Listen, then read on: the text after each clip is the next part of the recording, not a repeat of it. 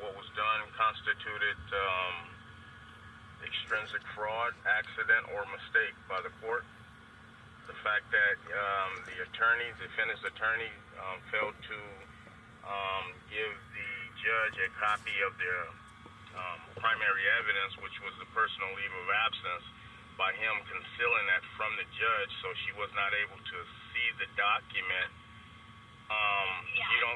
You don't believe that constituted extrinsic fraud, accident, or a mistake? As an initial matter, no, I don't. And more importantly, that's not an issue in this case because the court dismissed your fraud claims, so that has nothing to do with anything any longer. The court found that those claims were invalid, and we're not dealing with any fraud claims. So that's not what's before the court. You're trying to relitigate claims that you've already litigated. So the document, you don't find the document being a false document that the defendant, your client, produced or fabricated? No, absolutely not. And like I said, regardless, that has no bearing on the fact that you can't assert the claims you're trying to assert now. Well, the judge made a ruling. The Civil Procedure Code. The judge made a ruling on that false document, even though she did not see it. So she enforced a false document upon me. And the court says they will not do that. Okay, but there are rules under the California Code of Civil Procedure, and that's what we're focused on, that your complaint doesn't comply with any of those rules, that these matters have already been adjudicated and disposed of by judgment, that any of these claims you're bringing now, you should have brought years ago, and you can't bring them anymore. So I understand that you're very much focused on the merits of your claims, which I wholeheartedly disagree with, and the court's already addressed that, but that's not what's the issue in your complaint now. You were asserting other claims that the Code of Civil Procedure says you can't assert right now, and that's what we're filing the demand to dismiss because these claims are too old and you've already brought them. You can't keep bringing the same claims. Well, I mean, failure to accommodate, you're saying that was the same claim? Failure to accommodate?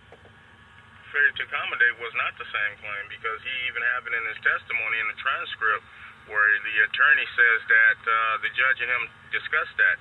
And she said, oh, I assumed that it was in there. He said, no, it was not in the complaint. So that would not have been one of the cause of actions. It's the same. It was underlying your disability discrimination claim. It's the same. It was the same allegations. Okay. But I'm seeing where the court says relief will be granted if there's facts constitutes extrinsic fraud, accidents, or a mistake. And from what I can tell, there was a mistake made by the court where they did not look at the evidence. And that was done due to the document being concealed from the judge. Okay. Well, again, I completely disagree. And the court that you're before now has already dismissed your claims. They gave an opportunity to you to amend the complaint to allege something new, which you haven't. And so it's our position that so you don't think the mistake by the judge is considered new? That was never raised before. The fact that the judge never looked at the evidence. That's a mistake by the court. Those are your fraud claims that the court has already dismissed. So that's not even. You didn't answer my question. I said that the mistake by the judge by not looking at the evidence, you don't find that a new error or new mistake? The fact that she didn't look at the evidence?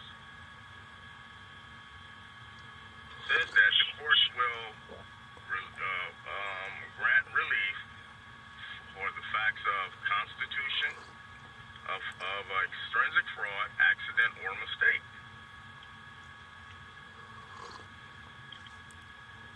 Okay, but that's not addressing the issues before the court. Now, those are going to be your fraud claims, and the court has already dismissed those fraud claims as invalid. Okay, I see we're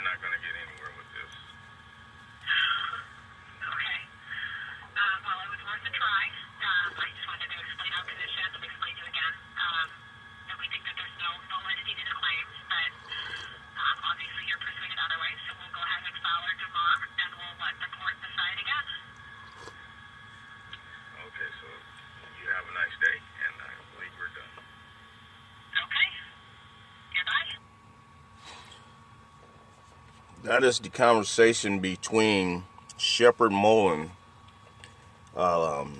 Richard and Hampton law firm with the appellate, Mr. McNeely. And as you heard there, the attorney, Melanie, I think her name is Melanie Hamilton, she was trying to convince me that I do not have a case. And as you can see, she's wormed her way around my questions when we were talking about the judge never looked at the direct evidence. She didn't want to deal with that. So she knew that where I was heading with this.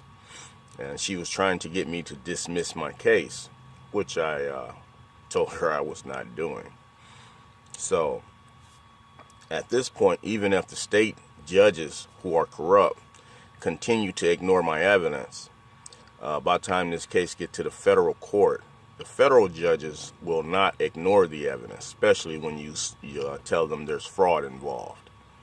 See, and the fact that she says that my case was too old and outdated because of statute of limitation, she was lying. As an attorney, she was, again, giving false, misleading information, because the federal court says that to set aside a judgment that was obtained by fraud upon a court, there is no statute of limitation to set aside a judgment for fraud upon a court, and she knows that. So make sure you like and subscribe to this channel, and I'll continue to bring you more information about this case, McNeely versus Sheppard Mullin, McNeely versus Swift Transportation.